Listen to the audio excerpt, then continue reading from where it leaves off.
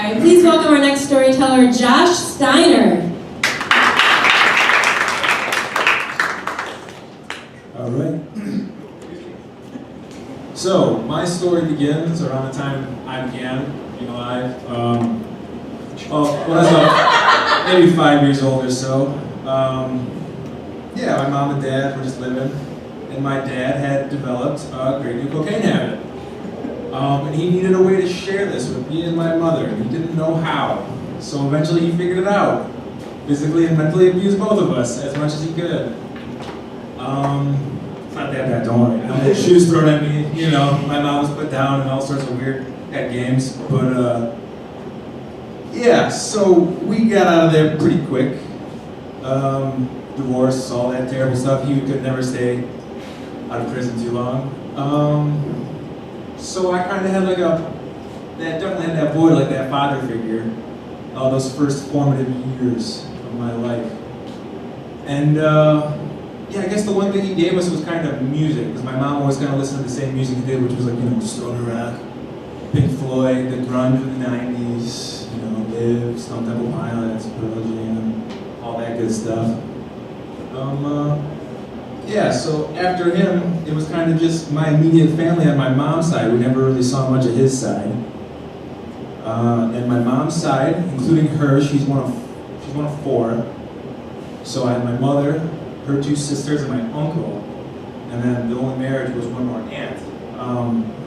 Always kind of felt disconnected a little bit, where my bros at when I was growing up as a young man. And it was just kind of isolated and weird, because then even at my age, I only had one cousin who was 2 years older, and she was, we just had different tastes, it was just kind of weird. There was no hanging out a lot. So I always tried to mesh with them as best I could. I did the whole oh look, I can dance in high heels and wear makeup and be one of the girls, stuff like that. Didn't work out, obviously. So I was kind of just lacking a friend community, even in or a family community initially when I was young. I didn't know how to kind of mesh with them. And even in high school, it kind of got weird. I was a troubled child, as they say, with the ADHD. So I was on real Adderall, so someone would come up to me and say, you're stupid. And I would just be like, oh my God, are they right? And I would just sit there and obsess over it because I'm on Adderall, so every little comment at me is just the end of the world, and it's just darkness all day. But I made it through somehow. So high school was fun. Pretty good time. Experienced my first heartbreak and all that, and sticking to my grungy roots, I kind of picked up metal bands like System of a Down and all that, and a bunch of weird dirty men screaming on stage. But it meshed really well. I loved it, punk shows, all that good stuff. But it always felt like I was kind of missing that direct in my life father figure. So I kind of superimposed look, that musician seems to have his shit together. He doesn't do cocaine to my knowledge and treat his children and wife poorly. So I'll follow him instead. I mean, it kind of worked. There's a good supplement for a dad for a while, but I don't know. Could have been worse for sure. Could have ended up like my father, just kind of been a douche.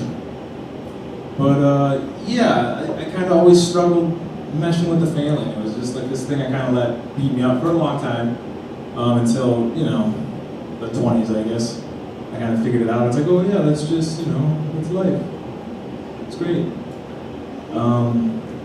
I think I looked too hard for that, who's the dad figure? Who should I admire when the entire time? I obviously, I could admire qualities of my family. I made it too much about a gender, I think, when I was a kid. It's I need the dad, I need a man to kind of put me in line or something like that.